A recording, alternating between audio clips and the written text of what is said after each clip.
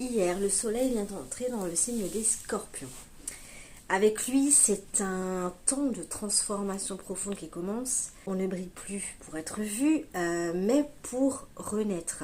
Le Scorpion, il nous ramène à nos eaux souterraines, aux parts de nous finalement qu'on évite, à nos attachements, à nos dépendances, aux blessures qu'on cache sous le contrôle, qu'on veut pas voir ou qu'on met sous le tapis. Cette entrée du soleil dans le signe du Scorpion, c'est puissant.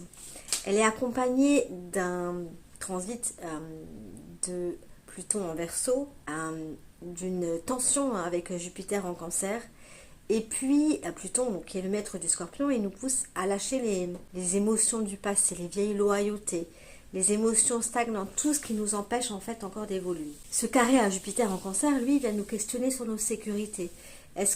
Où est-ce qu'on confond encore stabilité et stagnation?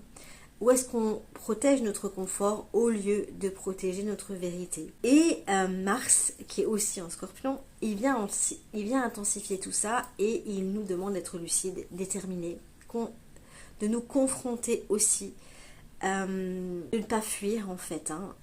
On doit plonger.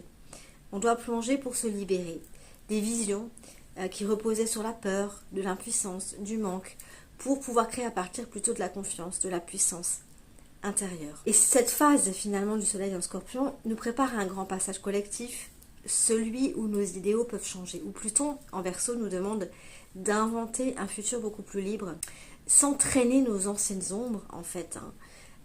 Et si tu veux aller plus loin dans cette exploration, je t'invite à rejoindre le cercle lunaire karmique, où j'offre un mois pour tester, pour voir comment tu peux avancer avec le cycle du soleil et de la lune, et avec des voyages d'intégration, des exercices de journaling, des rituels, pour venir transformer tes mémoires, tes ombres en force créatrice. Le lien est dans la description. À bientôt.